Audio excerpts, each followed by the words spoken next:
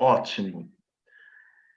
Então tá, pessoal, olha, aqui nós temos o Hélio Rintze, que é educador, filósofo, pesquisador e psicanalista. Ele vai se apresentar, falar sobre a vida dele profissional e vai dar o recado. Hélio, a palavra é contigo e vamos que vamos.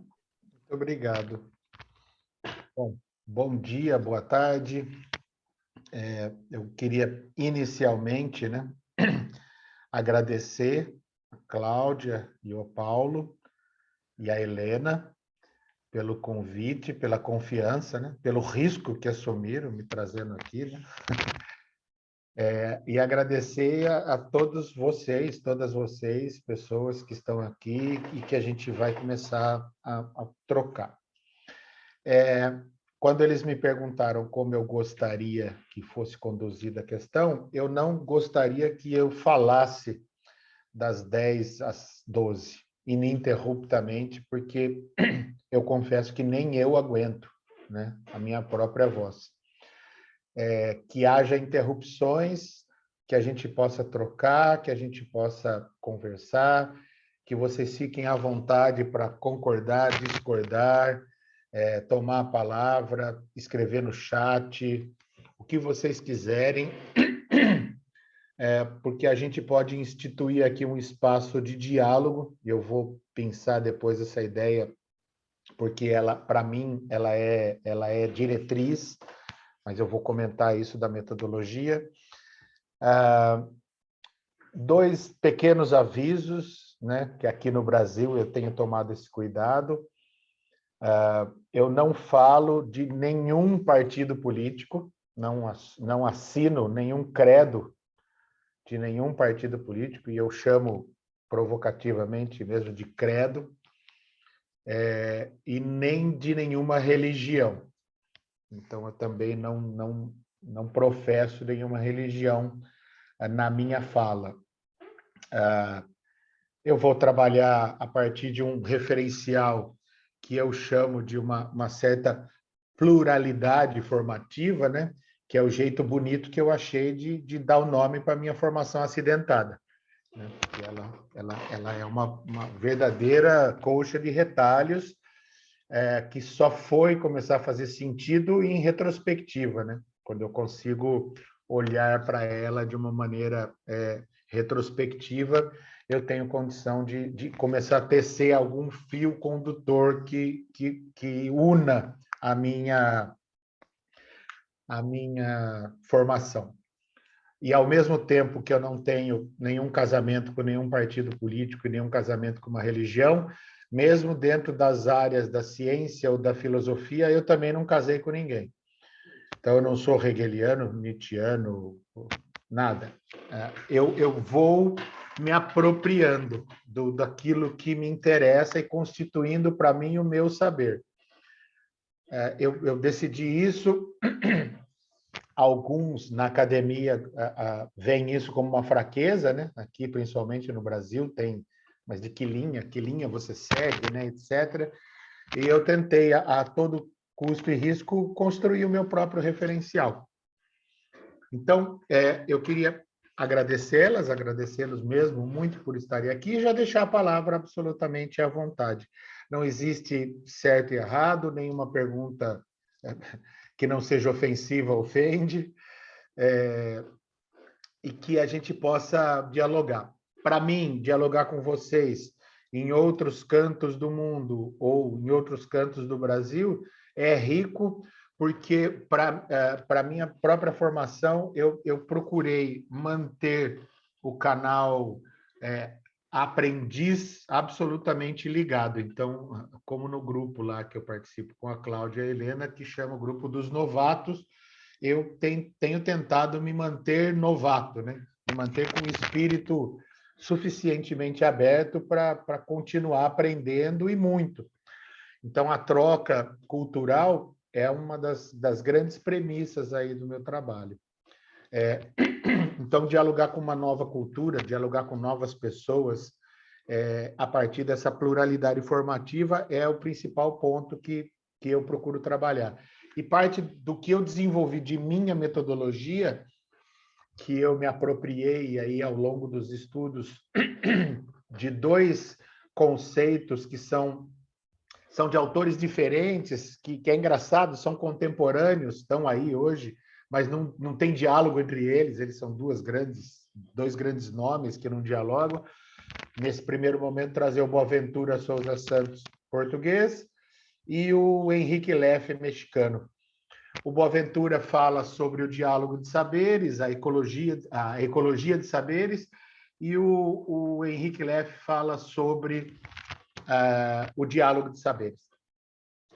E eu, né, pensando também, aí, já que a educação é psicanálise, pensando a partir da psicanálise, na minha formação, eu não consigo conceber uma psicanálise que não seja absolutamente dialogante com a cultura, né? E com essas outras formas de estudos sociais, estudos culturais, estudos, por exemplo, a sociologia, a psicologia, a ecologia, como uma área que estuda, acima de tudo, ecossistemas, né?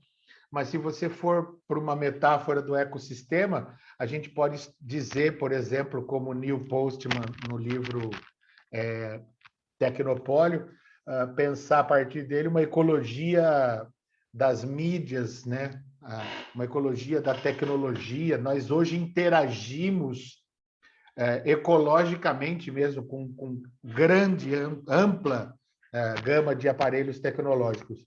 Eu diria que somos quase ciborgues, porque se eu pedir para cada um aqui digitar o número do próprio celular, talvez alguém tenha que consultar. Toda a nossa memória está naquele aparelhinho ali, né? A gente não sabe mais onde ficam as informações. Tudo guardado, tudo guardado.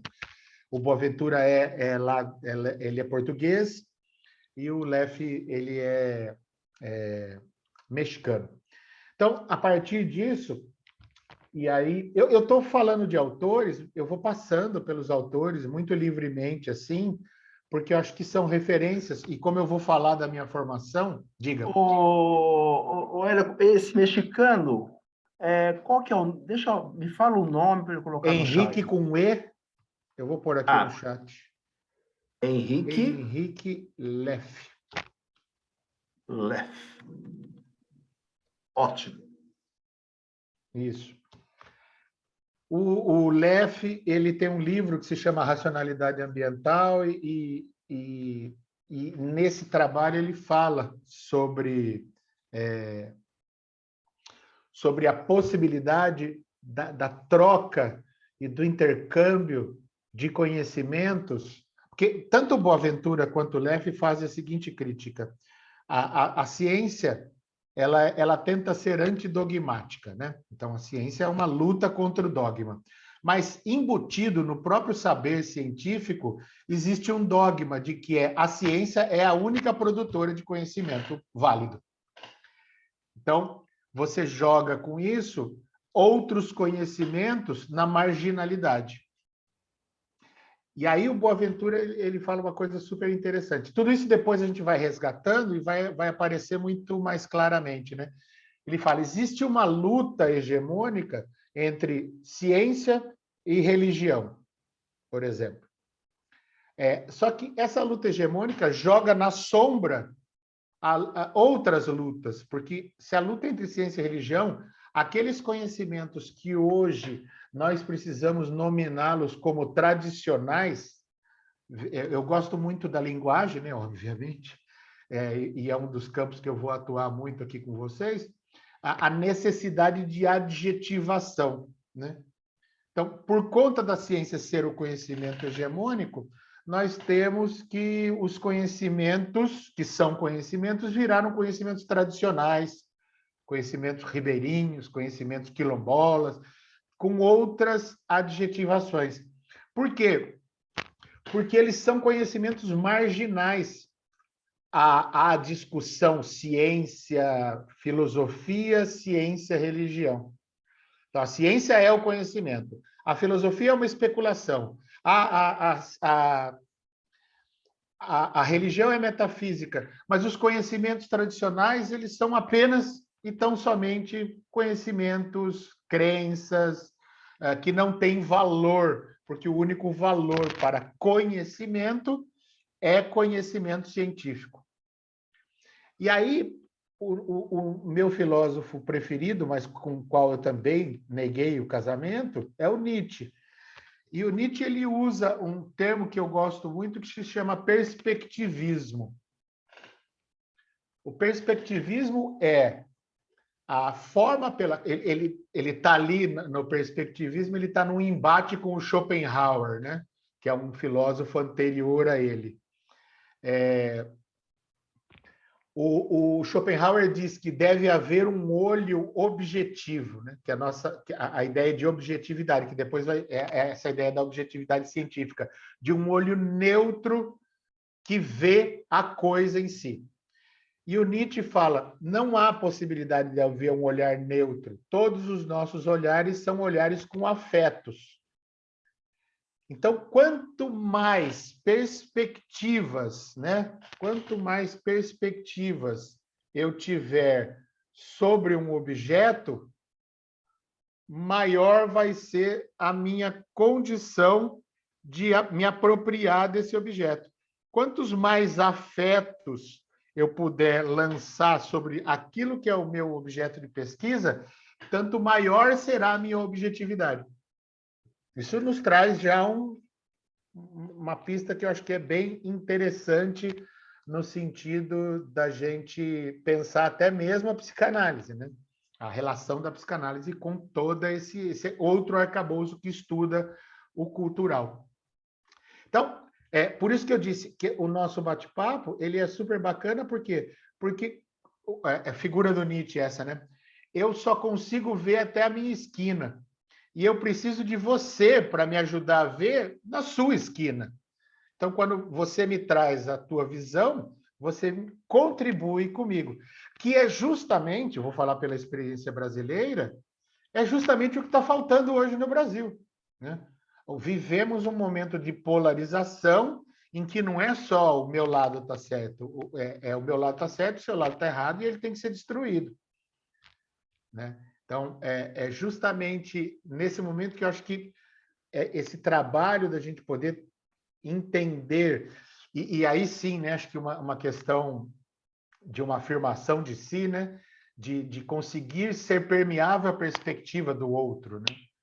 Possibilitar-se ser afetado pela perspectiva do outro.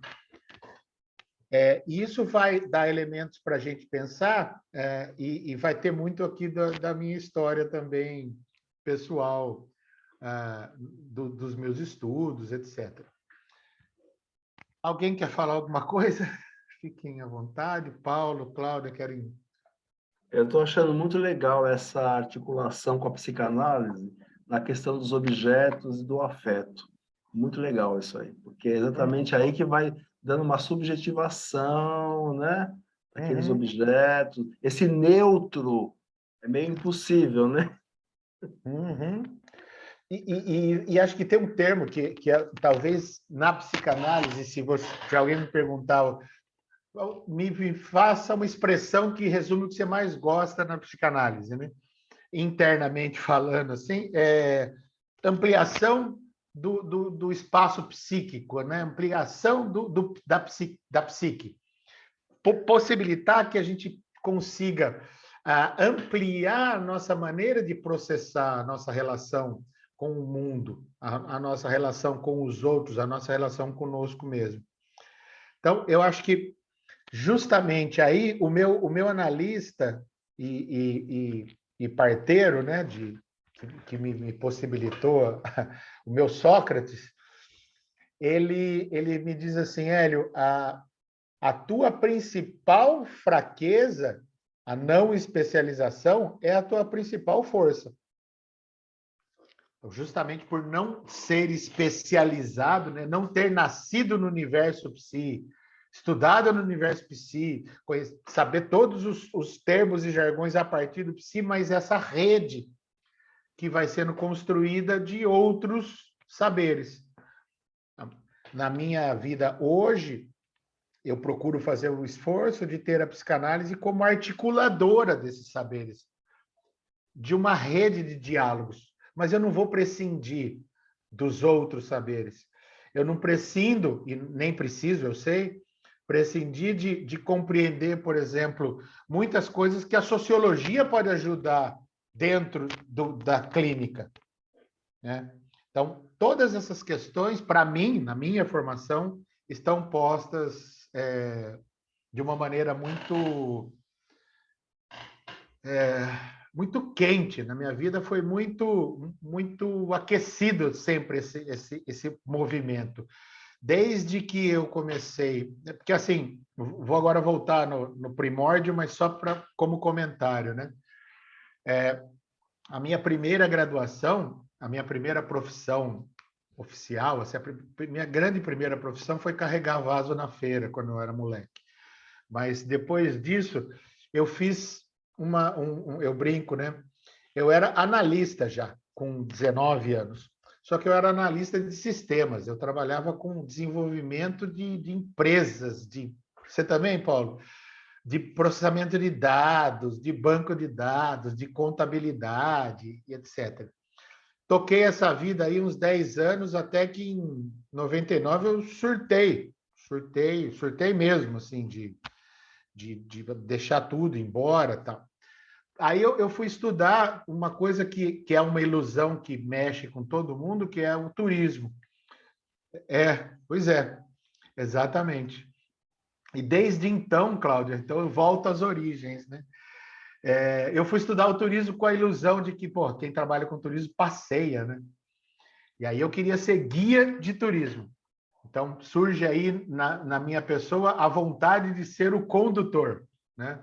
O guia de turismo é a materialização do discurso do mestre, né? Vem comigo. Me siga que você não... como diz a minha mulher, vem comigo que você passa de ano, né? No turismo, eu encontrei o ecoturismo. E no ecoturismo, eu encontrei educação ambiental. Aí a gente cai nesse rio que daí eu não largo mais, que foi o primeiro movimento que eu fiz no mestrado, foi estudar o ecoturismo e a relação dele com a educação ambiental, mas sob um determinado viés, que daí entra a primeira grande contexto que eu acho que é incontornável, que é o capitalismo. Então, tudo o que eu falo, tudo que eu escuto, tudo que eu discuto é atravessado pelo capitalismo. O primeiro movimento foi entender, porque se você está no universo do ecoturismo e estuda o conceitual do universo do ecoturismo, que é o turismo, grossíssimo modo, né, chamado de turismo na natureza, e que contempla uma ideia de educação ambiental, né? Se você estuda estritamente aquele referencial teórico, você tem um universo. Eu comecei a estudar um referencial teórico que me colocou em xeque o referencial teórico do ecoturismo e da educação ambiental. Porque a educação ambiental no Brasil, ela foi, em sua imensa maioria, cooptada pelo próprio capital, né? Educação ambiental é reciclar latinha. Educação ambiental é entrar no paraíso ecológico, né? No santuário, várias imagens religiosas, mas que são usadas como comércio. Então, eu percebi que aí começa a minha aventura com a análise de discurso. Eu comecei a perceber que o discurso da educação ambiental era um discurso, eu já intuía isso, depois eu vou aprimorar essa questão, mas é um discurso que é totalmente contaminado pelo discurso capitalista. Então, a ideia da análise do discurso, nesse estágio, era conseguir mostrar como é que o discurso de educação ambiental no ecoturismo estava sendo usado para pintar um determinado turismo de verde. Bom, Então, aí entra os nossos dois significantes, né? Educação e psicanálise. Eu vou fazer esse estudo da educação chamada ambiental, que é um estudo que vai se desdobrar aí até chegar em teóricos como, por exemplo, Paulo Freire, que vai falar na educação para a autonomia, que vai falar na educação bancária, né? Que vai falar em várias outras esferas desta educação. E, principalmente, uma educação para a transformação social. Uma educação que permita que a gente possa transformar a sociedade. E a gente só transforma uma sociedade porque a gente não está feliz com essa sociedade. Então, ali eu encontrei o meu primeiro grande tema, que era o próprio capitalismo. Na sequência, né, desse estudo, eu procurei... Eu vou passar mais rapidinho essa parte, porque eu quero chegar onde eu vou me deter. Eu procurei estudar, então, o turismo, mas não o turismo pelo turismo, mas o turismo como, aí sim, o Paulo usou essa palavra, como um mecanismo de produção de subjetividade capitalista. Eu vou desdobrar isso para a gente ficar mais claro. A partir do discurso que o mundo todo fala sobre turismo, o capital está invadindo e colonizando não só fisicamente o planeta, né? Em todos os seus rincões, né? Em todos os seus cantos. Londres e a tribo indígena na Amazônia são atrativos turísticos, né? Moçambique deve ter lá os seus atrativos turísticos e as suas praias e a sua cultura, que recebe pessoas que têm o interesse em conhecer. Ao mesmo tempo em que essa troca cultural está acontecendo uma domesticação de uma questão humana, que é o deslocamento. Então, deslocamos-nos ao redor da Terra para ver aquilo que a gente já conhece. Quem é que vai hoje para algum lugar sem antes ver como é? Né? Então, a gente vai conferir, que é justamente o contrário da etimologia da palavra aventura, que é do latim ad venturi, que é aquilo que está por vir. Né? Então, o turismo, eu olho, vejo a revista, vejo o site, vejo a foto, me antecipo, estudo o roteiro, sei onde é seguro, sei onde é a pedagogia do oprimido, do Paulo Freire. Ela está dentro dessa questão, né? Porque, e aí, pensando no turismo, ela é justamente a negação da opressão. Olha, você é livre sendo turista. E a minha defesa é justamente a de que você é livre, mas transite pelas avenidas que o capital te deu. Exatamente. É um paradoxo. Exato. E é uma coisa que, se você não consegue dar esse mergulho, e aí, assim, vou mostrar o meu filho aqui mais novo, que é esse livro aqui, chama Turismo Legitimado, Espetáculos e Invisibilidades, que é justamente a minha tese de doutorado, e ela vai falar o quê? Desse paradoxo, de que quanto mais eu celebro a liberdade do trânsito mundial, mais eu estou nas mãos do capital. Legitimado, o ilegitimado faz sentido também, né? Foi um ato falho. Mas faz todo sentido, Cláudia. O Hélio, sabe que eu te ouvindo, só para ilustrar aqui para o pessoal, tem um documentário na Netflix, se não me falha a memória, que chama Gabriel e a Montanha. Quando eu te ouvi, eu lembrei desse carioca, de um brasileiro nascido no estado do Rio de Janeiro, pessoal, que não foi fazer turismo em algumas cidades africanas, ele foi se aventurar, porque ele queria conhecer a vida, a vivência. É muito interessante. Ele morreu porque ele abusou de uma subida numa montanha e dispensou o guia, mas, por um outro lado, mostra isso que você está trazendo do estar por vir, né? Do estar aberto para conhecer uma cultura, e eu acho que tem tudo a ver com o que a gente faz aqui nessa troca Brasil-Moçambique, né? Por isso eu acho super mesmo interessante que eles possam trazer o que eles acham e o que eles pensam sobre o que a gente está falando, porque é justamente esse intercâmbio cultural com o respeito de cada pensamento que é esse estar por vir.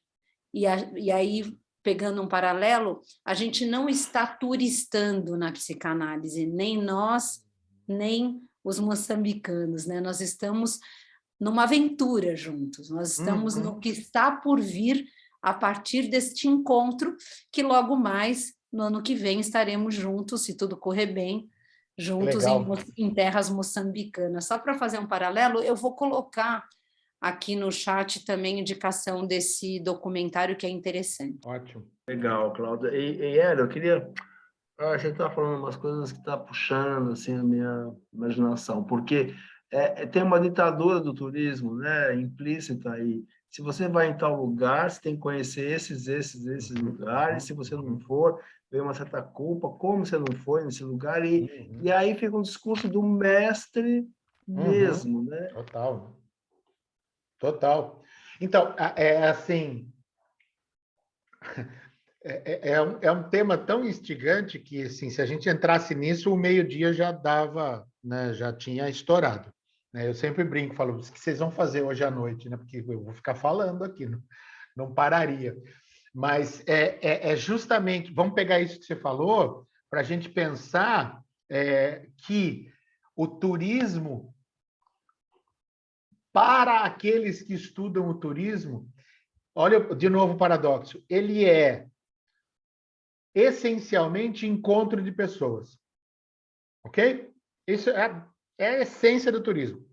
Só que, veja, não é dito na sociologia do turismo, só em algumas obras muito críticas, e o marketing daí sim diz isso com todas as letras, que eu acho um barato, que é este encontro de duas pessoas não é um encontro, mas um encontro hierarquizado, no qual o turista, ocupando a subjetivação de cliente, encontra o servidor ou aquele que é consumido como população local. Então, eu tenho um processo de subjetivação de que o cliente é o rei. Na minha tese tem um cara lá que chama Petróquio, que ele fala, o cliente é o rei. E quem é esse rei? A metáfora para a psicanálise é quando abre a porta do avião e esse pequeno reizinho é parido, todo mundo tem que vir paparicá-lo. Todos estão a serviço do turista. Então, produz-se encontros, mas produz-se encontros hierarquizados. E aí você cria, obviamente, aquele que circula e aquele que fica.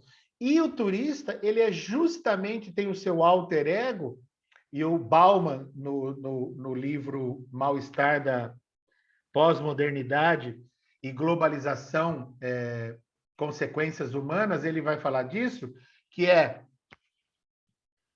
o alter ego do turista é o vagabundo. Quem é o vagabundo? O vagabundo é todo aquele que não é o turista. É todo aquele que é o resíduo do mundo produzido para o turista.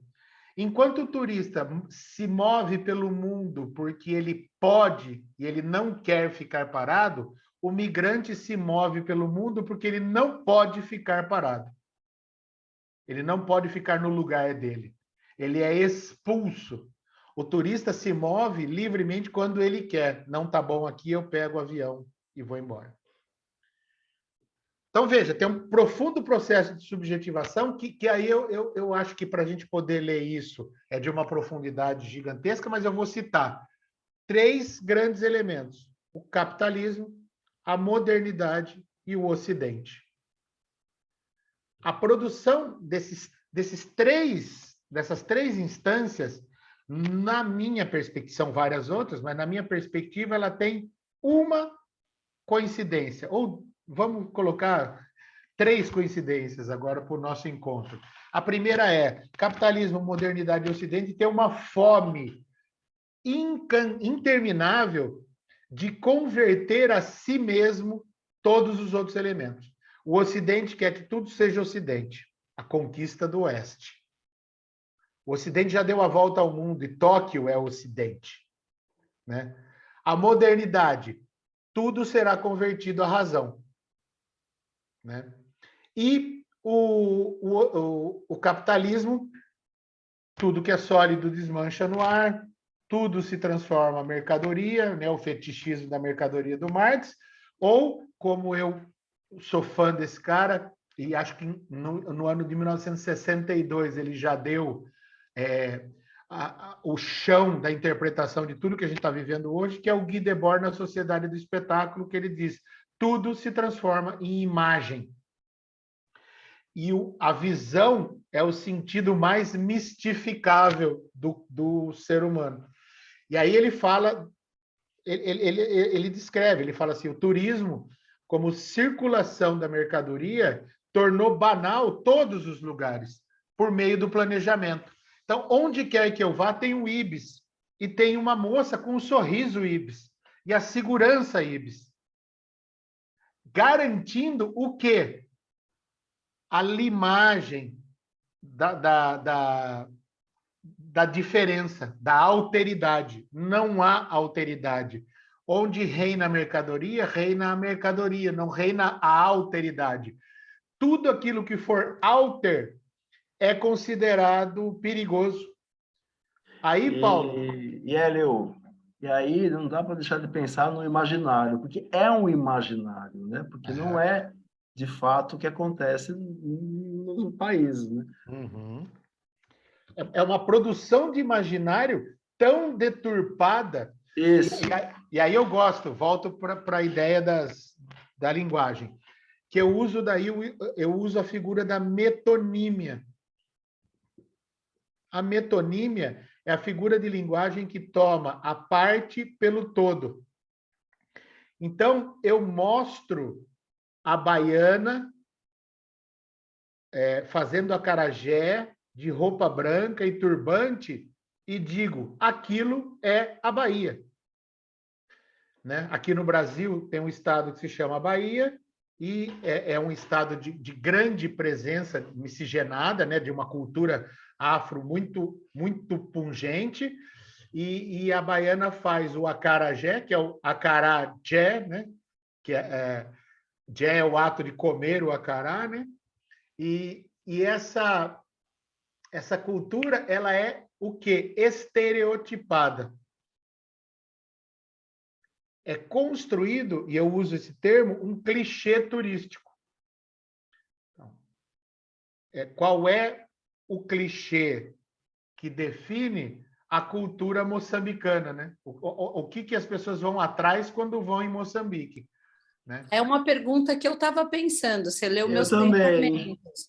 Eu estava pensando de perguntar para o pessoal como que eles veem isso, porque da mesma maneira que o Hélio trouxe o exemplo de que quando o pessoal vai para a Bahia turistando, vai em busca da fantasia, como o Paulo Russo falou perfeitamente, do imaginário que está circunscrito naquela figura que não é o real, né?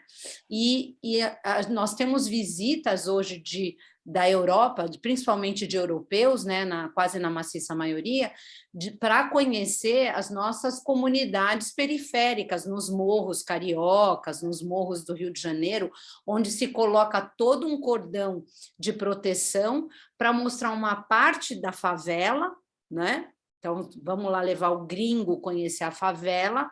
E aí eu fico me perguntando como que será que isso se dá também em Moçambique? Porque o que é mostrado para o europeu ali não é um fetiche, né? Que você falou, né? Ele é um fetiche. Exato. O Jorge pergunta aqui, peço que repita, o Jorge Cassi, repita a pergunta. Qual é essa fantasia, esse, vamos dizer, esse imaginário que representa o turismo clichê de Moçambique? Eu acho que seria essa a pergunta. O que vocês acham?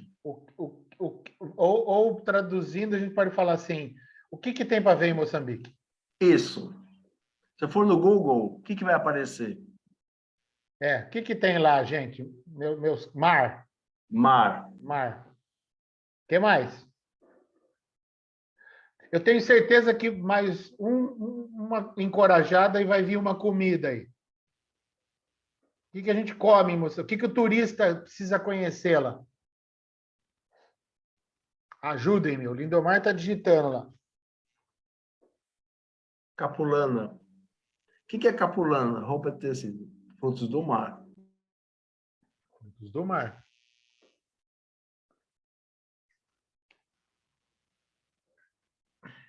Você está muda, Cláudio? A Capulana, a Cristina sequer ela pode falar também, a Valéria, mas a Capulana é uma representatividade, o tecido de Moçambique que representa, tem afeto na representação. Estou errada, Amélia? Quem que poderia explicar melhor isso? Timóteo, paisagens lindas.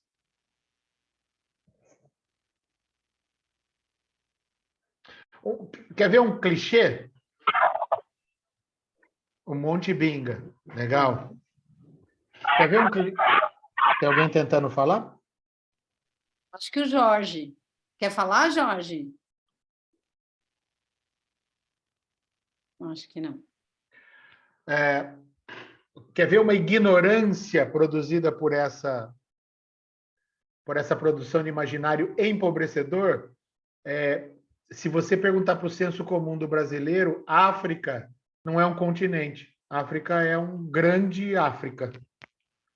Não tem diferença de Moçambique para qualquer outro país. É África. O que a gente sabe um pouco, a África do Sul, talvez, que tem uma presença branca, né? Então, essa produção desse imaginário é uma produção metonímica que transforma a parte no todo e que empobrece a cultura. Agora, vamos voltar às armas contra o Brasil, no sentido da gente fazer, de novo, para os nossos amigos de Moçambique. Falem, por gentileza, digitem aí, meus caros e minhas caras, 3 palavras que significam o Brasil para vocês. Aquilo nossa, isso é Brasil. E não vale falar psicanálise, tá?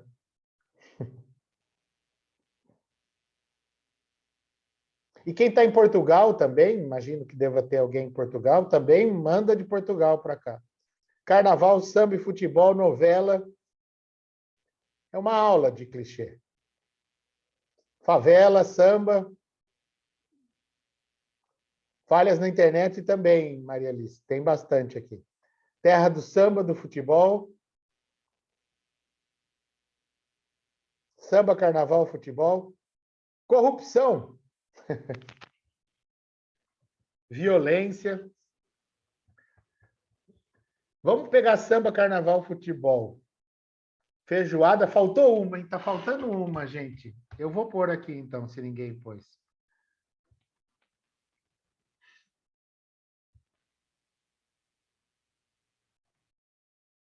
Cachaça, caipirinha. Exato, Regina. Eu vou me descrever para vocês. Eu não sei sambar, eu não sei jogar bola, eu odeio caipirinha, eu não moro na praia, eu não conheço a Amazônia e eu sou brasileiro. A produção... Estou desconfiada.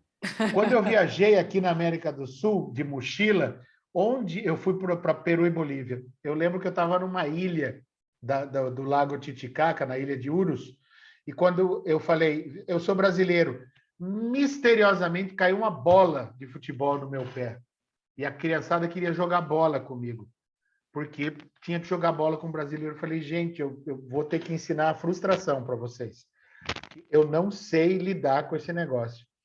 Então, assim, o que acontece, né? Esses traços, né, vão se tornando tão marcantes que eles invisibilizam as outras questões. Então, justamente o título da minha tese de doutorado era Espetáculos e Invisibilidade do Discurso Legitimador do Turismo, que é essa questão de que onde há um espetáculo, há uma invisibilidade.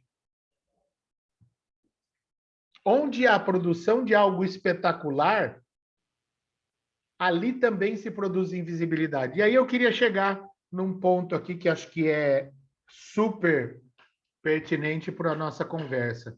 Eu vou compartilhar uma tela aqui, pode ser? Rapidinho. Eu estava comprando para o meu doutorado revistas de turismo. Eu comprei Espetáculo de Vida de Show. Exatamente, Jorge. E é justamente essa dinâmica do título que a gente estava comentando lá atrás no chat. Onde há, assim, é mais complexo ainda, onde só se produz um espetáculo ocultando algo. Só se produz um espetáculo. Então, o próprio processo de produção espetacular já traz em si uma produção de ocultação.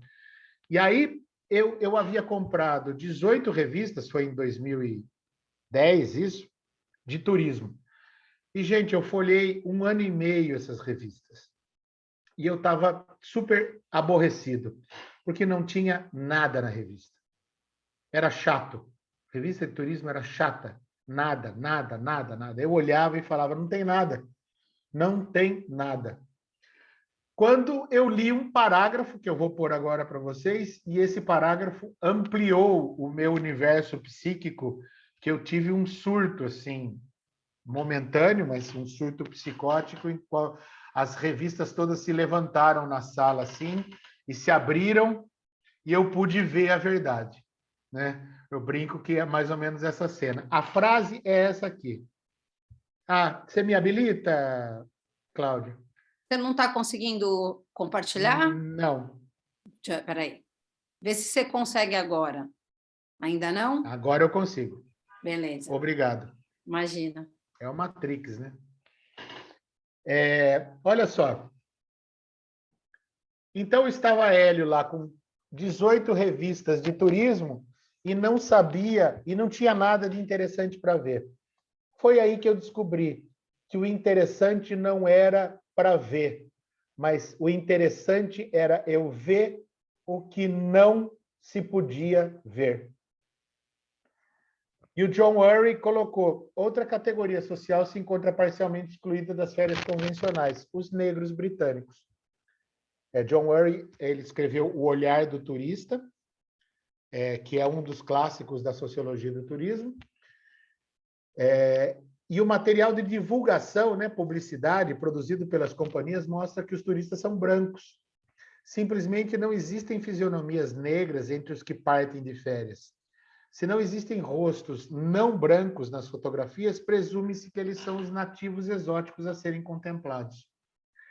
Gente, quando eu li essa frase, eu consegui perceber o princípio da invisibilidade.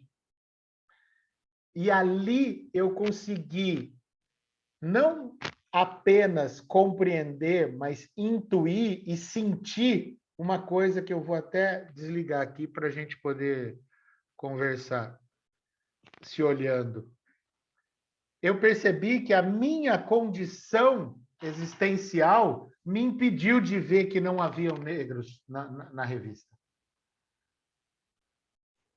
A minha subjetivação branca, a minha confusão entre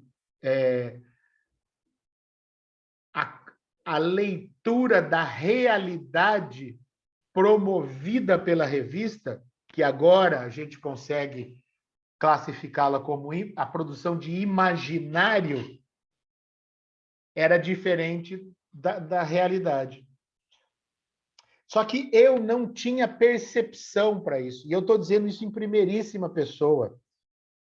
Né? Eu não estou aqui como um pesquisador que está lá longe dizendo constatou-se, então, que não haviam figuras negras. Não. Eu, Hélio Hintze, não vi. Porque não era para eu ver. Foi produzido para eu não ver. Foi produzido para eu ver um mundo que era o meu mundo. E aí a segunda frase que eu quero pôr para vocês é da Grada Quilomba, deste livro aqui.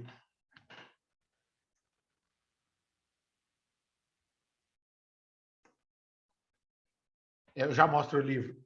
O princípio da ausência, na qual quem existe deixa de existir.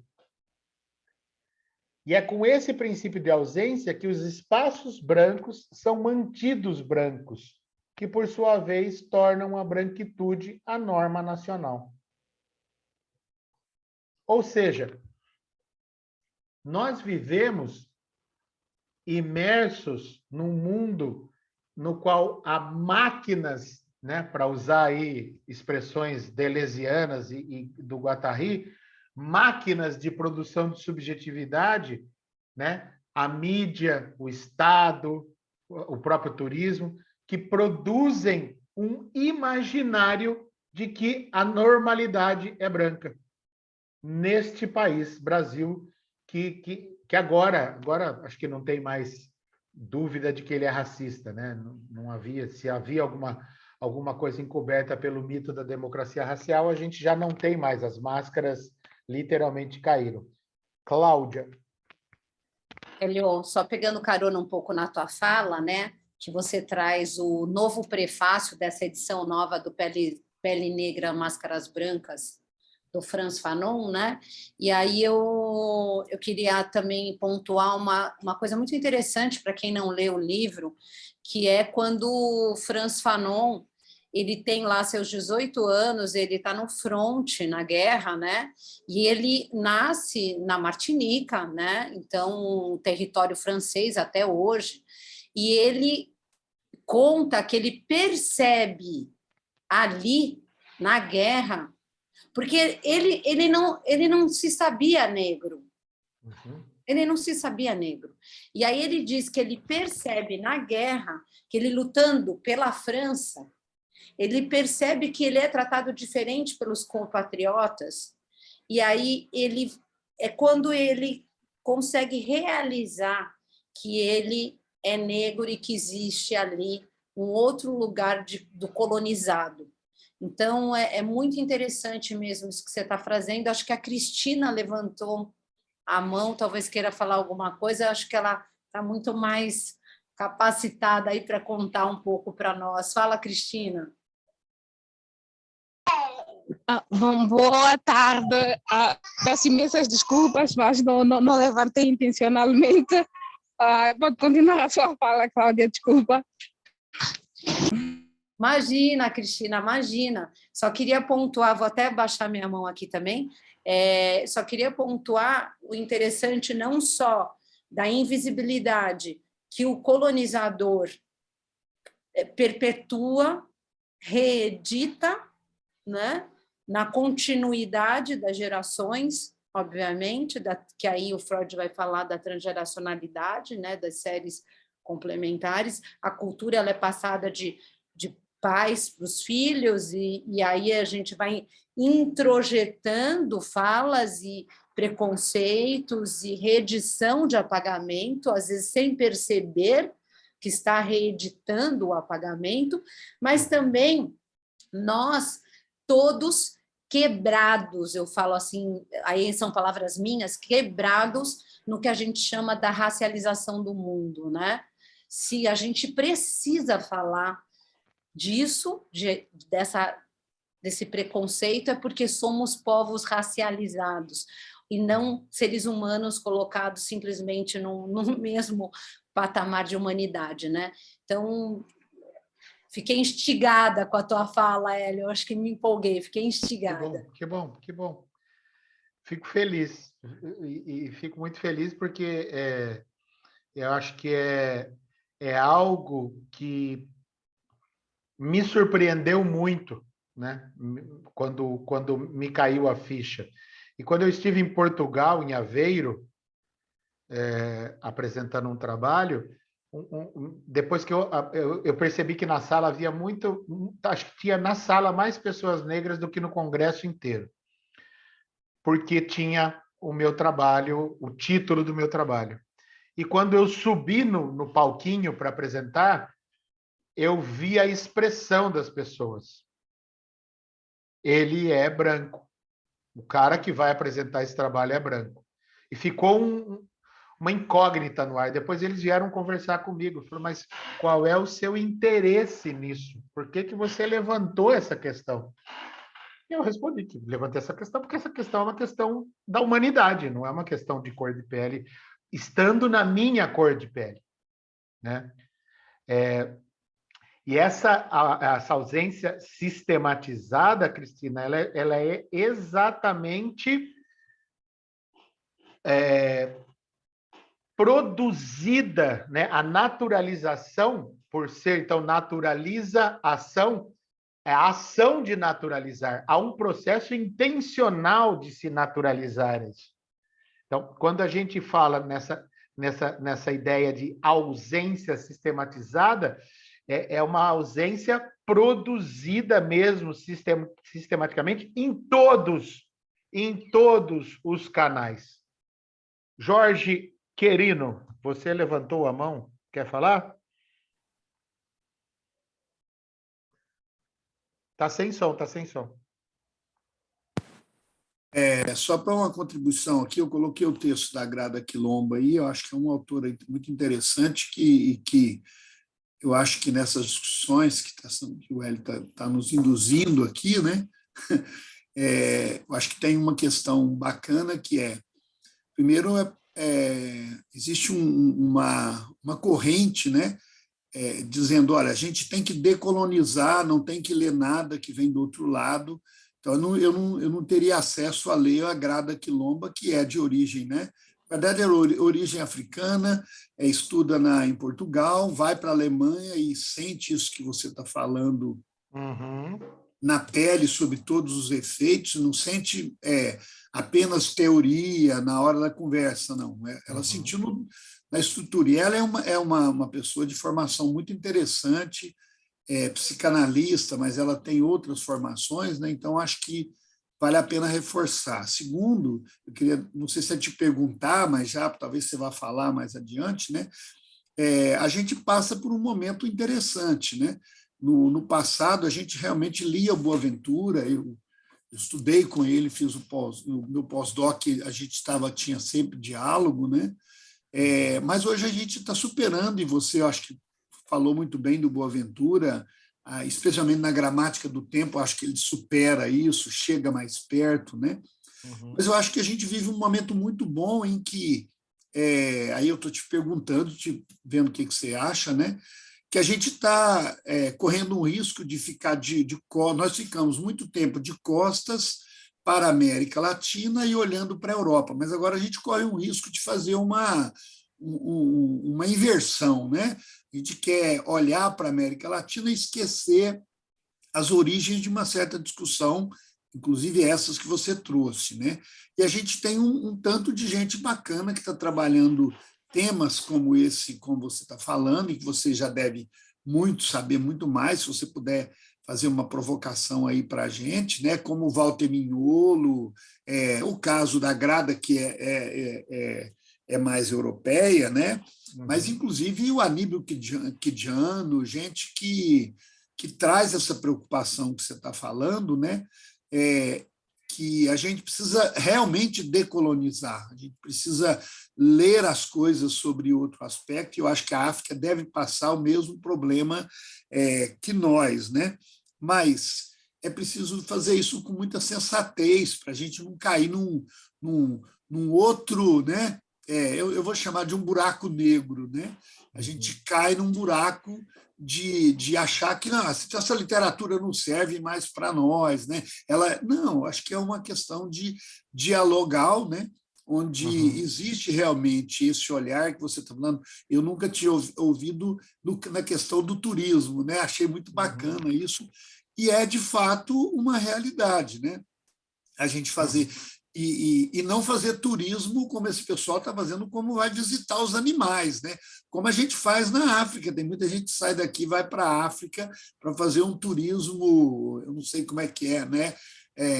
Ficar dentro de um caminhão vendo os animais, né? E aí reproduziu-se isso nas comunidades tradicionais, perdão, nas comunidades do Rio de Janeiro, né? Então, essa preocupação sua é muito bacana. Então, minha pergunta, não sei se é pergunta, mas dizer para ver como é que você percebe essa mudança, né? De uma leitura vindo para a América Latina. Tem um tanto de gente bacana que a gente escrevia as nossas teses com todos os autores vindo da Europa, né? E hoje não, a gente tem um tanto de gente bacana que estuda aqui na América Latina e no Brasil coisas como essa que você está levantando aí, que realmente provoca uma reflexão na gente. Você traz uma coisa que é um negócio super interessante. Eu vou só citar o exemplo da Grada Quilomba, né? Você falou, ela é europeia, né? Ok. E aí a gente tem, né? Eles e nós, né? Não vamos mais ler eles, vamos ler nós. Mas quem é Grada Quilomba? Ela é europeia, ela nasceu em Lisboa, mas ela é europeia, mas ela é mulher, mas ela é negra, mas ela é... Então, a questão da identidade... Tem um Stuart Hall, ele tem um livro sobre a identidade na pós-modernidade, alguma coisa assim. Assim, está tão pulverizada essa questão que eu não consigo dizer se a Grada Quilomba ela é mulher, ela é negra, ela é europeia. Qual critério eu uso para dizer se ela é legível por nós ou não? Né? E assim, até hoje, a invisibilidade ela seguiu também muito na própria produção do contexto do conhecimento, né? Nos platôs do conhecimento. A maioria, a gigantesca maioria de autores que nós conhecemos são autores homens europeus, desde da mais tenra filosofia. A gente tem aí pouquíssimas figuras de mulheres, né? Atuando na filosofia.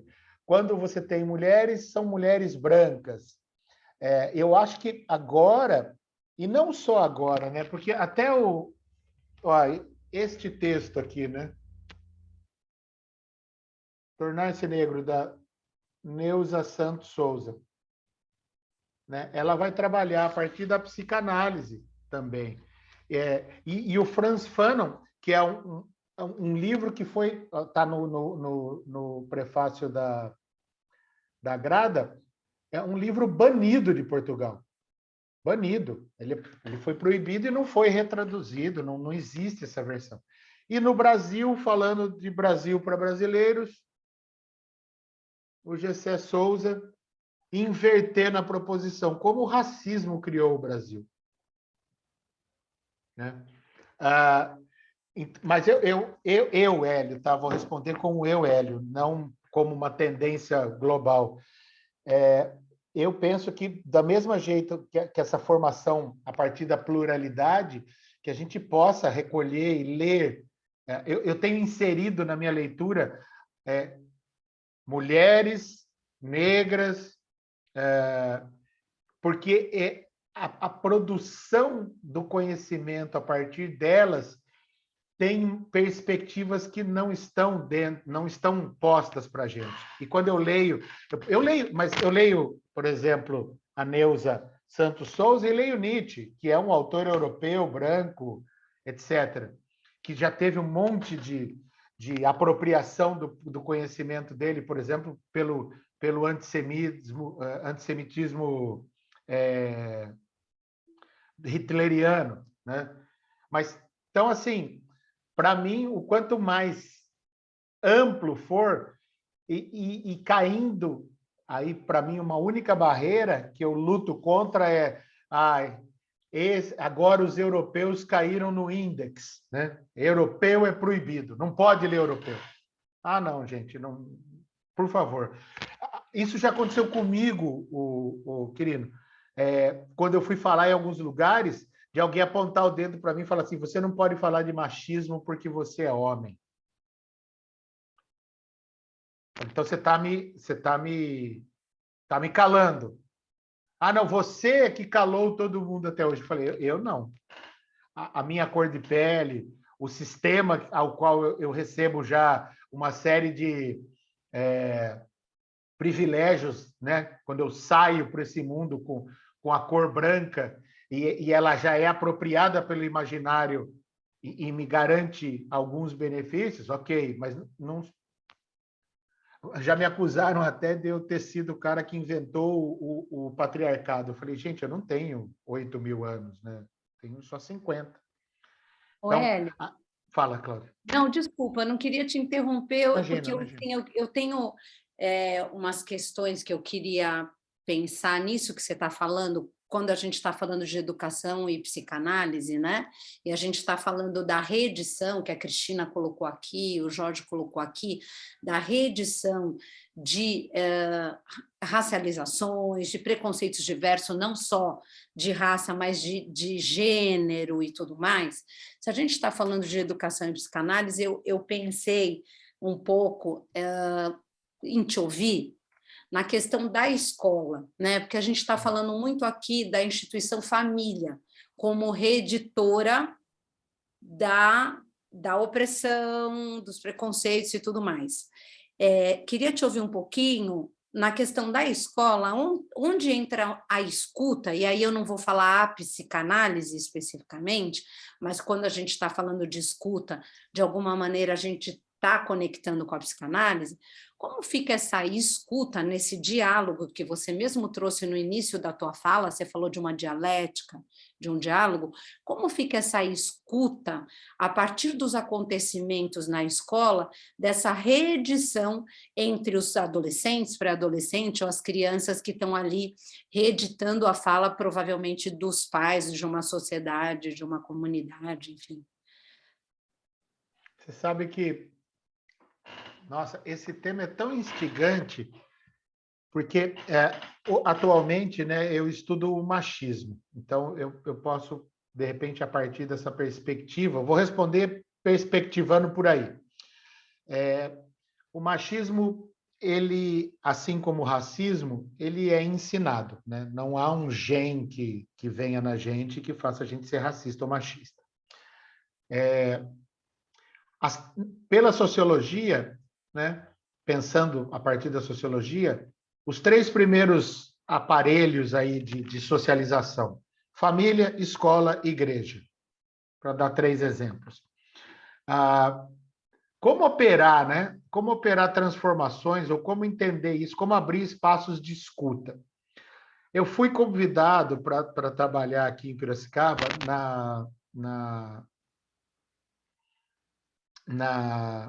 no sindicato patronal da indústria, falar para os empresários.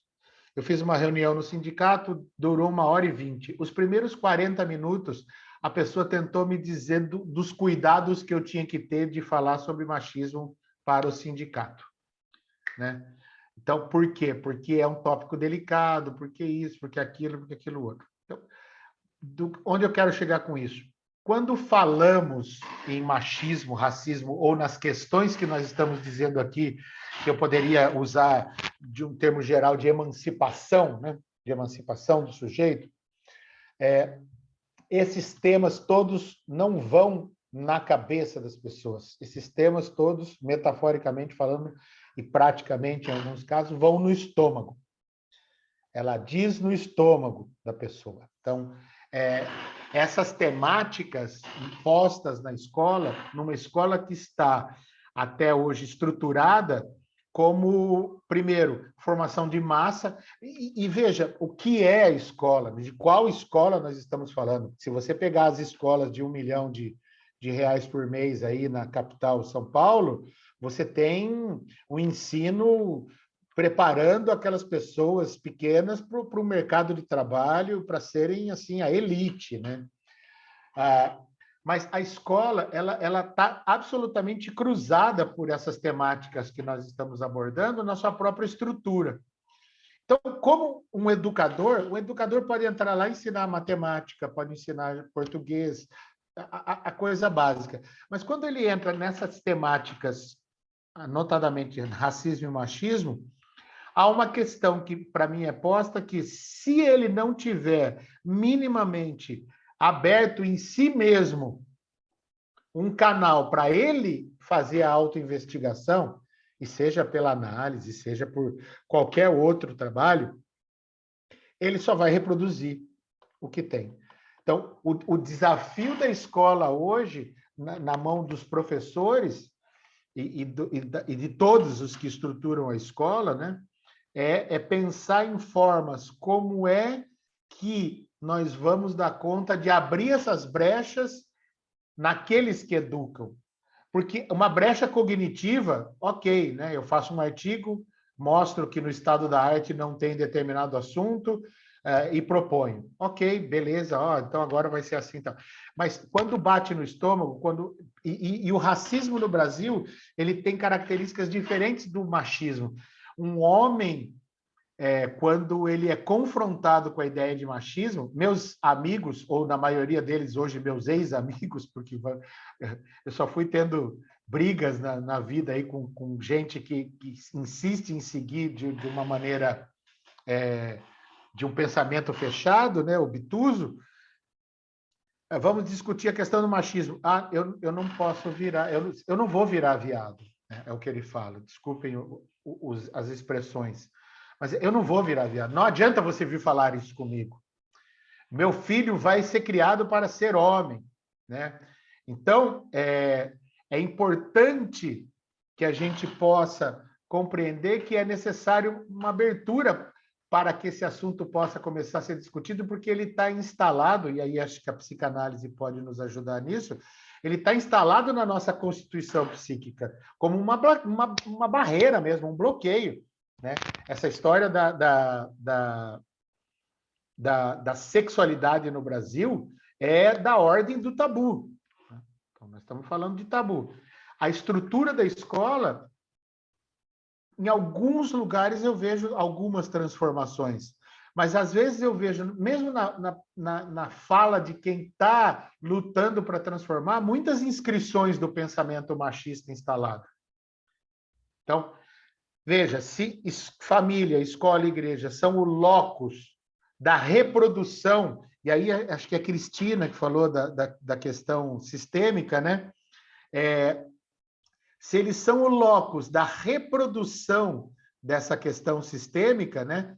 A ausência sistematizada, como que alguém pode educar contra a ausência se ele está mergulhado na ausência? Se ele não consegue enxergar para além da ausência? Né? Então, é importante a gente conseguir pensar em trabalhos, nós aqui, né? Acho que Cláudia, o Paulo e vocês que estão aqui, na ideia de formação de educadores. A gente precisa atuar fortemente na formação dos educadores, para que possa haver essa abertura.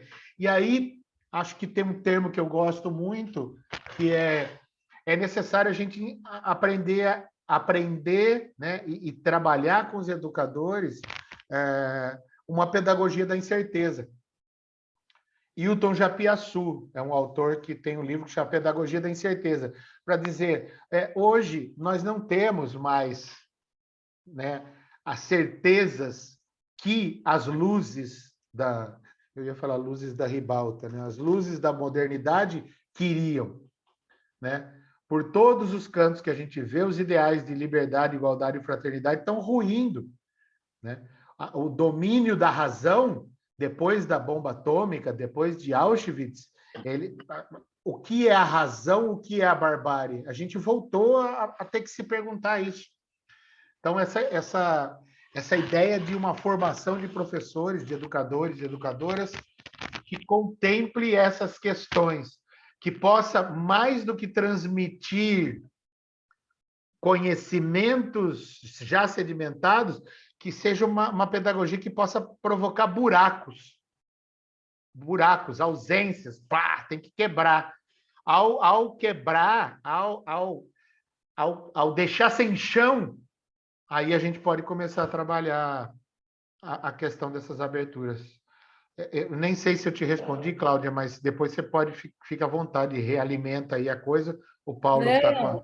Super respondeu, super respondeu. Eu quero só, antes de passar a Paula para o Paulo, porque o Paulo está com a mão levantada, só fazer um link com o livro do nosso coordenador, que todo mundo conhece, o professor Christian Dunker, chamado Paixão da Ignorância, né? A escuta entre a psicanálise e a educação, que aí, pegando carona na tua fala, tem um trechinho na página 115 desse livro, que ele diz assim, é super curtinho, a escuta como experiência transformativa envolve reconstruir e encontrar seu próprio tempo.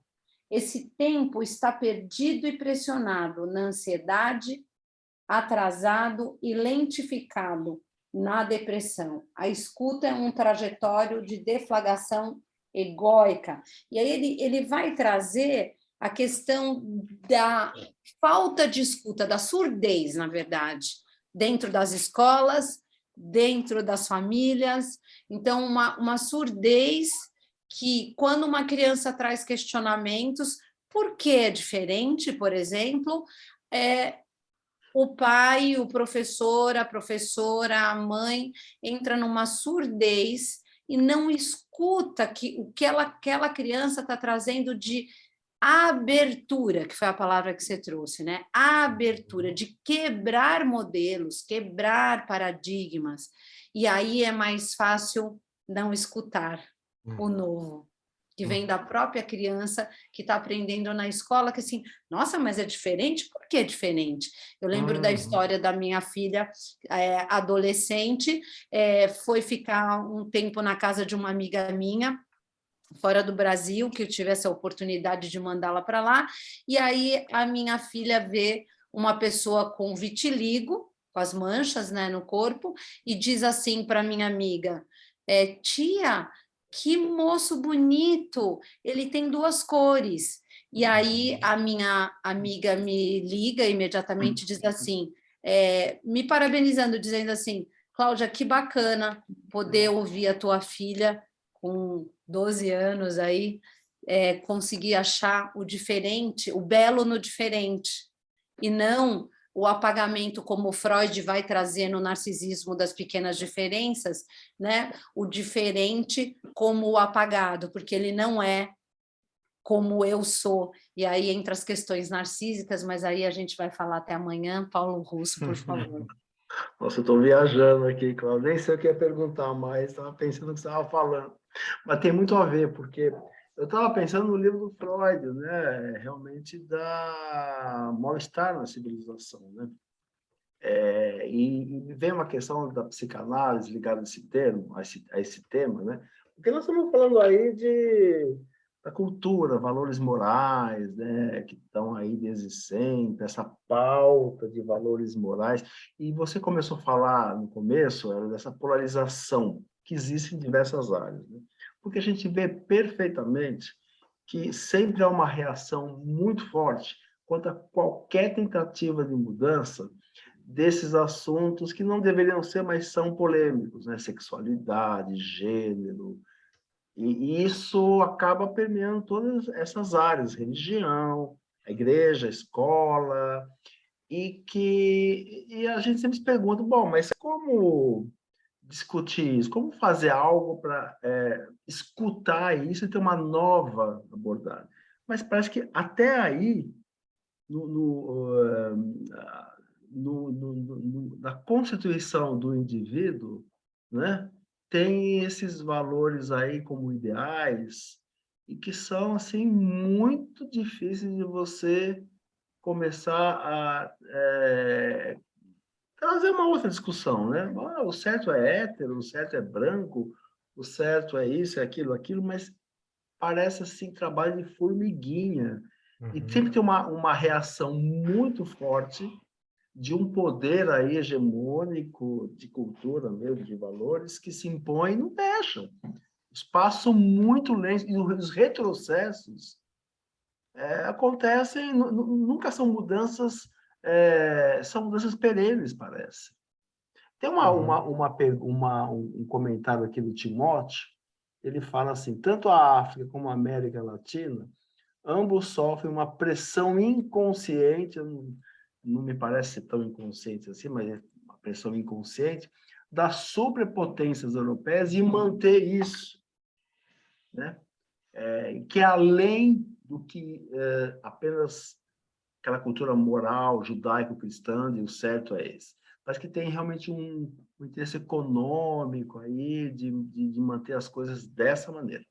Uhum. Não sei se eu me expliquei, mas é o que eu estava pensando. O livro que o Safatli, o Dunker e um outro autor organizaram, que se chama Neoliberalismo como Gestão do Sofrimento, ele vai falar, aliás, Timóteo, eu acrescentaria europeias e americana, né? Sobretudo americana.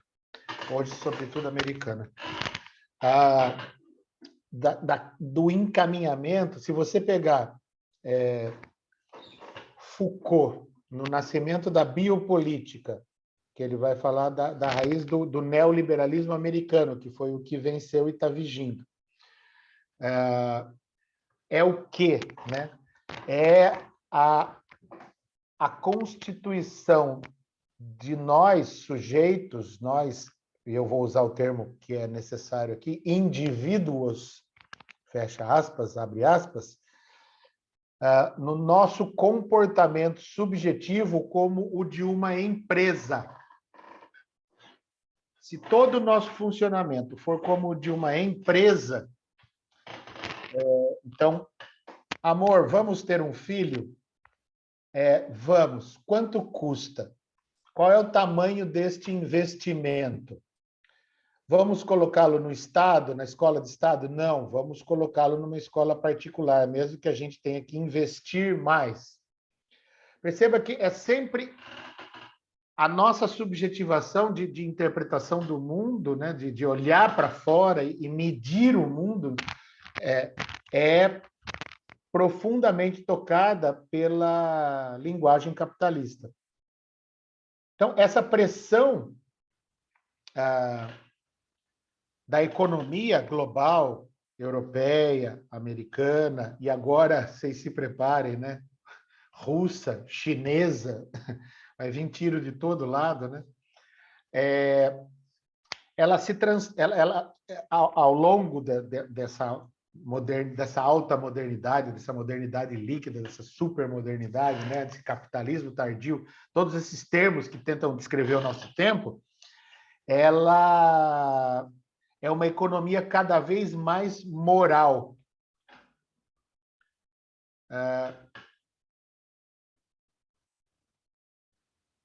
A ideologia de que você é uma empresa e você pode ter sucesso, ela é disseminada. Mas o prejuízo é privatizado. Você não deu certo porque você não deu certo. Né? Você não foi suficientemente competente para ser de sucesso. Meritocracia e por aí vai. E no Brasil, acho que para o pessoal de Moçambique, isso, eu não sei como é que se vocês conseguem enxergar isso, né? Mas no Brasil não é uma questão de negros e brancos. Não é mesmo, como na África do Sul ou nos Estados Unidos. Negros e brancos. Ou talvez até mesmo em Portugal, negros e brancos. No Brasil e na América Latina é uma questão de mais negro ou mais branco. Quanto mais branco você for, mais diferente, no sentido de melhor tratado, você é na cultura. Então, uma pequena diferença de cor de pele entre duas pessoas já causa uma diferença de tratamento entre essas duas pessoas. Eu fui uma vez numa fazenda e lá tinha uns moços que eu não sei de que país eles eram, eu não conversei com eles, mas eram negros e não falavam português. E tinha os meninos da fazenda, que eram o que aqui no Brasil se costuma, a partir de um IBGE, aí, chamar de pardo. Né? É o pardo. Ele não era branco, mas ele não era negro, que é outra palavra também, que eu vou pôr entre aspas aqui, que é o mulato, né? Que é a miscigenação do branco, da negra e do branco, etc. Os meninos pardos tirando sarro dos moços negros. E aí, negão? Que o negão não sei o que lá, não sei o negão. Então, assim, a presença daquele homem mais negro colocava aquele menino pardo na condição de branco. No Brasil, se chama colorismo. Colorismo é o degradê de cores e o tratamento relativo que você vai tendo na perspectiva de mais branco ou mais negro. Mas tem coisas que vocês comentaram que eu queria falar. Esse movimento que a gente vive hoje, e aí o turismo que eu trouxe como exemplo, né, para mim é um movimento de neocolonização. Porque, inclusive, assim, quando aparecem lá, né, as pessoas europeias ou americanas ou brasileiras com a sua camisa branca, ajuda humanitária e fazendo atividades com as crianças negras e bota em fila e faz isso, e ensina sempre o que é algo paliativo, né? O turismo precisa que seja paliativo, porque se ele emancipar uma comunidade que ele atende, ela não precisa mais dele. Tem um hotel que a propaganda dele fala assim: levaremos os nossos hóspedes para turismo de experiência, que é a última moda do capitalismo, a palavra é experiência, para conhecer, olha que interessante o produto turístico que eles estão vendendo, uma comunidade verdadeiramente carente. Agora, se esse turismo passar a contribuir para aquela comunidade, aquela comunidade ganhar qualidade de vida e deixar de ser carente, ela deixa de ser atrativa. Né? E aí, chamar atenção linguística para vocês, né? O pacote turístico. Tudo está empacotado. Empacotado toda a subjetividade das pessoas do lugar está colocada dentro de um determinado pacote, com regras, com horários, com condições e, principalmente, com preços. Né? A questão do narcisismo das pequenas diferenças e o que a gente falou sobre o princípio da ausência. Né? Então, enquanto eu estou ali com o meu vizinho de condomínio em picuinha, porque você comprou um carro 2000 e tanto que tem um turbo e um mais no nome atrás lá, e eu já estou me morrendo, porque o seu tem o mais e o meu não tem mais, ou a sua pintura é metálica e a minha não é. Essa discussão hegemônica ali do condomínio coloca a invisível a vida de quem entra no condomínio para servir e sai. Entra e sai. Né? Quem define essa carência e exatamente quem a transforma em mercadoria. A carência, ela... Veja, quem que eu estava lendo? A gente lê tanta coisa que acaba não lembrando. Mas a questão da pobreza absoluta e da pobreza relativa. Né? Se você tem uma comunidade indígena que vive no meio da Amazônia e vive lá sem contato nenhum, e eles vivem com o pé no chão, eles vivem na tábua, eles não têm net, internet, nada. Eles são pobres? Marx diria, não, eles não são pobres. Quem é pobre? Quem é pobre é quem está numa determinada sociedade em que o desenvolvimento material se expandiu e ele não acompanha. Né? Então, essa questão da carência, o capital internacional, capital global, ele só pode funcionar e girar não se tiver riqueza, mas se tiver carência. Né? E o problema é que a riqueza está se girando, se concentrando e se tornando cada vez mais etérea, né? Bitcoin, cada vez mais fluida, cada vez mais energia pura circulando nas bolsas de valores global, que ela está despregando da realidade, né? É o Elísio, né? Vocês viram esse filme? Que a galera vai para a Lua, acho que é na Lua, né? E aqui Não, eles ficam na atmosfera enquanto... é uma base espacial, né? É. É o Elísio, uma base espacial, e aqui embaixo é a mineração. Vamos arrebentar o resto que tem aqui para poder continuar servindo lá. Só existe carência porque tem riqueza. E essa carência é convertida em atrativo turístico para quê? Para que quem está abastado possa ver o outro. E aí o discurso dos grandes legitimadores do turismo, que é o grande capital, dirá: o turismo é indutor de desenvolvimento e de empregos e de salários. Então, o ato de eu explorar o planeta leva a possibilidade de sanar a carência do outro. É uma mentira para produzir a carência do outro em mercadoria. Parece um zoológico, né, Hélio? O termo zoificação é usado no estudo crítico do turismo, eu uso isso. Fetichização, zoificação, que é transformar mesmo o outro ser humano em um atrativo de zoológico.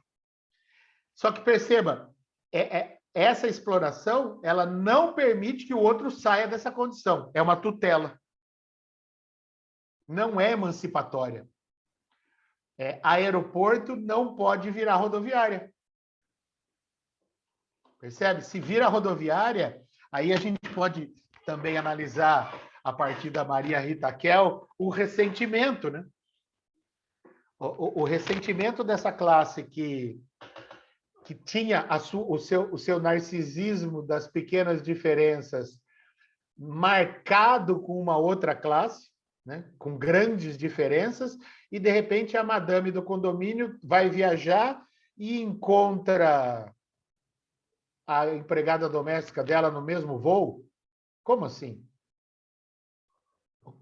Quando a mulher, tudo caricato, tá? Estou caricaturando, vamos falar, o homem do condomínio encontra com o mecânico do carro dele no aeroporto, esse homem do condomínio dirá para si mesmo: mas quem sou eu? Se ele está aqui. Percebe? Então, quem sou eu? E aí ele encontra um problema. Eu não consigo fazer isso. Para ir lá no Antônio Hermílio de Moraes, né? Que para os brasileiros vão entender, que é o empresário brasileiro. Eu não consigo, eu estou aqui. Então, a minha luta se torna o quê? Fazer isso aqui, né? Que o meu mecânico volte para a condição de rodoviária.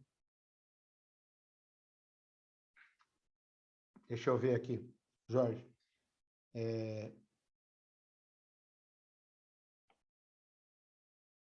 Zonas famosas em turismo caem em Moçambique, os nativos seria dificuldade para enfrentar o custo de vida. As zonas tornam-se dolarizadas. Exato, não se alcança, né? Não se alcança. E aí se hipoteca, né?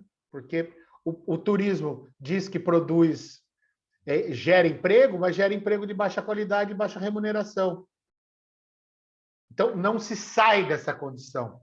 Só que essa condição planetária é racializada e ela é baseada em gênero. Né? Não sei se vocês já ouviram falar na expressão a feminilização da pobreza. Né? Se você olha os números da pobreza no mundo, as piores condições são sempre das mulheres. Se você olha a questão da migração no mundo, a qualidade das mulheres é sempre pior. A questão de gênero também cruza aí.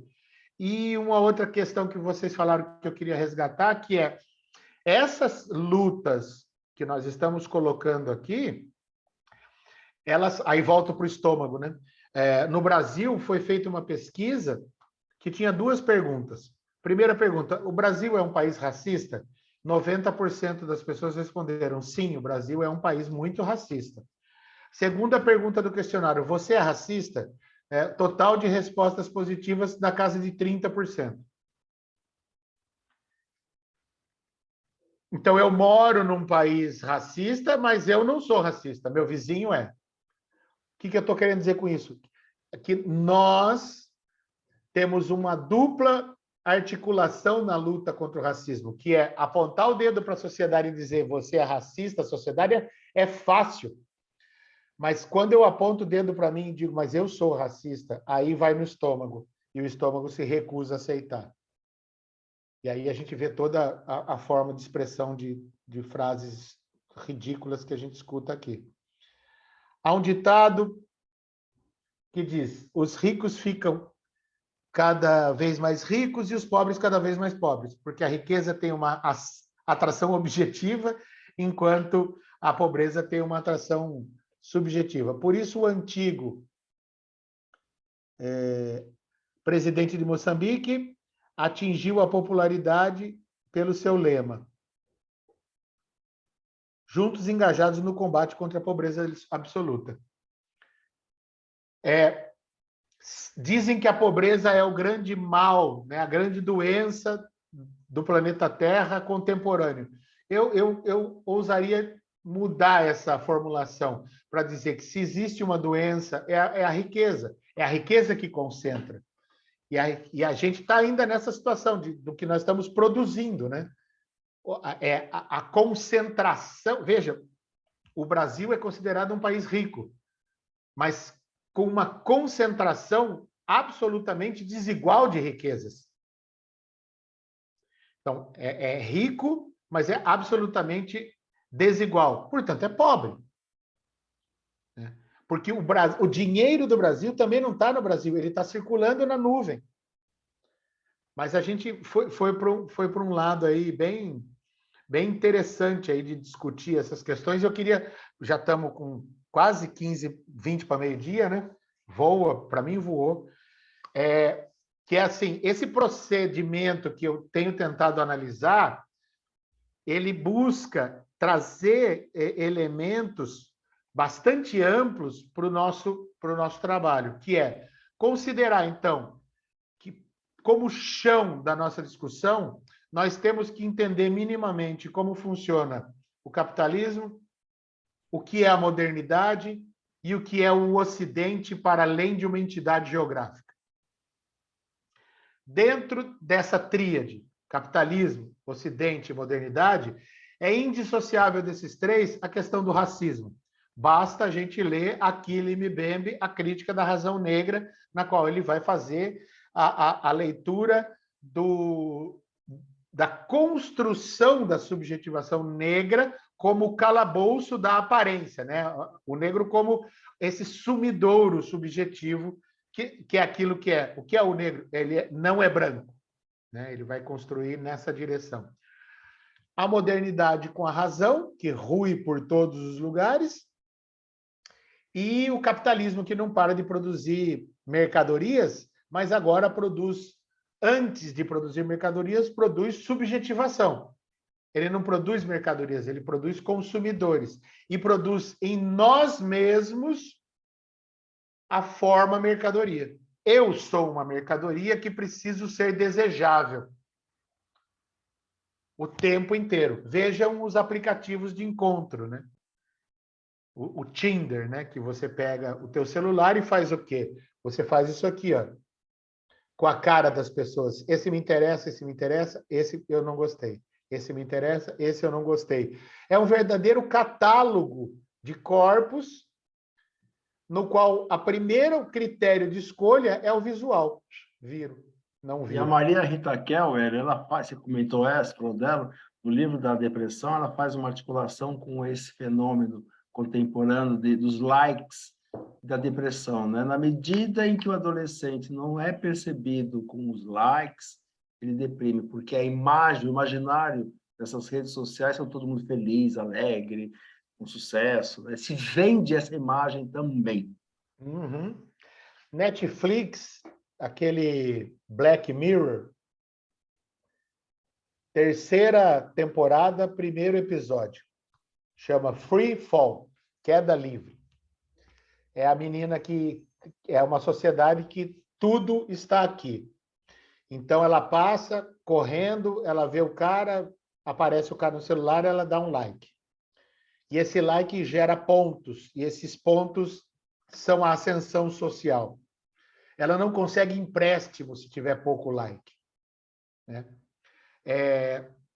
Então, capitalismo, modernidade e Ocidente. Bom, tudo isso discute com os textos sociais da psicanálise. A psicanálise estuda todas essas instâncias.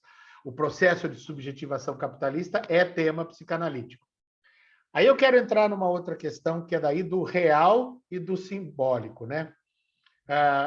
Para mim, pelo menos 3 variáveis são necessárias para a gente poder fazer o enfrentamento dessa produção capitalista, que é espaço, tempo e linguagem.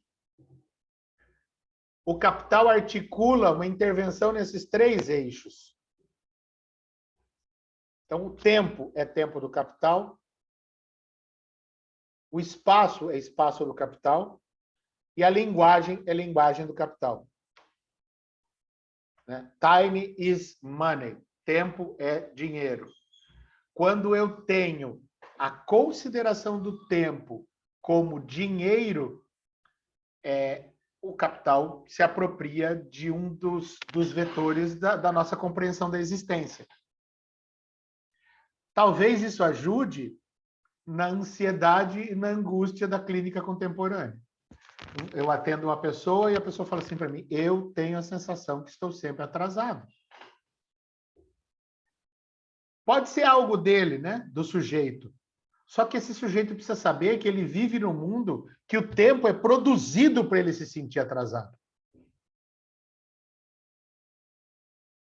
Nós temos dificuldade de nos expressarmos de maneira a não reproduzir a fórmula custo-benefício. Quanto vai custar para mim, né? Isso, aquilo? Quanto? Vamos de novo para esse exemplo do turismo, né? Voo de ônibus ou voo de avião? O que está posto aí em questão? O senso comum vai responder: não, eu quero chegar logo lá. Não, o que está posto é deslocamento. E custo. Avião, 1h30. Custa 1.000. De ônibus, 10 horas. Custa 100. Se eu tenho 1.000, eu pago. A minha 1h30 custa 1.000 e eu vou lá. Se eu não tenho, eu pago 100. E as 5 horas de deslocamento, e eu vejo isso pela minha experiência do que eu lidei com turismo, são 5 horas perdidas. Porque nós não estamos ali. Nós queremos estar no destino. Olha que metáfora linda para a vida e para a ansiedade. Se você está focado na conclusão do curso, na aposentadoria, na sexta-feira, eu dava aula de quarta-feira, eu dava aula de ética de quarta-feira à noite. Aí eu falava para os meus alunos: boa noite, qual é o maior anseio de vocês nesse momento? E aí eles sempre brincavam comigo: a sexta-feira à noite. Né? O maior anseio da quarta-feira é que chegue a sexta-feira, 10h30 da noite. Aí eu brincava com eles, falava: vidas desperdiçadas. A sua vida não vale a pena. Você não está aqui e não está lá. Então você está morto, você é um zumbi, você é um morto-vivo, porque você não está nem lá nem cá. Então eu brincava com eles, falava: venham comigo, estejam aqui, vamos fazer isso aqui, valer isso aqui. Né? Essa questão da linguagem, do tempo e do espaço, e voltando, capitalismo, modernidade e Ocidente, como 3 entes estruturalmente racistas e machistas. Então, a gente vai ter aí uma série de entrecruzamentos que podem nos ajudar em elaborar leituras. Né? E aí, eu defendo no Brasil a seguinte hipótese, né? De que todo o tecido social, em todas as suas manifestações, é cruzado pelo racismo e pelo machismo. Eu vi a ministra do STF, eu nunca lembro o nome dela, eu nem vi, eu só vi o vídeo e a legenda. Mas olha que reflexão que ela trouxe. Antigamente, a cultura artística, né, O menino estuda violão e a menina estuda piano. Piano era um instrumento notadamente feminino. Aí você vai pensar nisso, o piano fica em casa. E o violão você bota nas costas e vai para a noite. O piano você fica em casa. O lugar da mulher é na casa. Tem arte certa para a mulher desenvolver. E o homem bota o violão nas costas e vai para a boemia.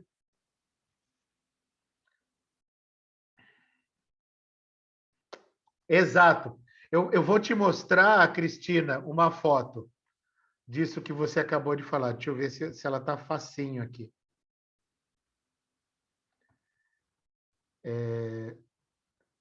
Sim, ela está. Eu vou até corrigir aqui para ela ficar bem grande para a gente ver.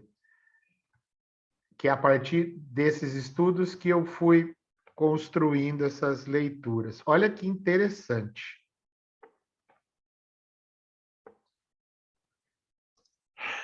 Deixa eu só carregar a imagem aqui. Olha isso que bonito. Como a construção do imaginário é forte. Né? Você escreveu estar presente no aqui e agora. Há uma dificuldade quase generalizada em viver assim. Analisem essa imagem. Essa imagem é de uma empresa turística brasileira e ela tem aqui uma família qualquer, né? Uma família aleatória, e está escrito, você é do tipo que sonha acordado? Deve ser nosso cliente. Analisando essa imagem, a gente começa a ver que ela não é uma família aleatória, ela é uma família branca, ela é uma família jovem, ela é uma família que a imagem transmite aí uma ideia de heterossexualidade, eles são magros, eles são bem-sucedidos porque estão na praia, só que tem um detalhe, né?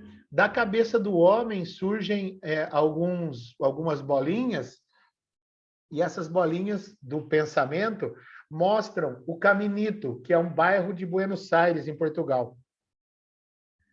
O que nós temos nessa construção dessa imagem? O deslocamento da expectativa, da realização, da consumação, da vivência do tempo presente e da expectativa do consumo futuro.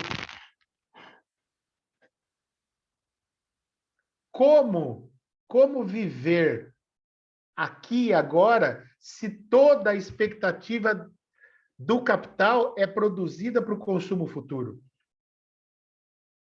Então, a gente precisa prestar atenção porque há máquinas, né, que eu chamo de produção de subjetivação capitalista, a mídia, o Estado, o mercado, as escolas, etc., que produzem isso.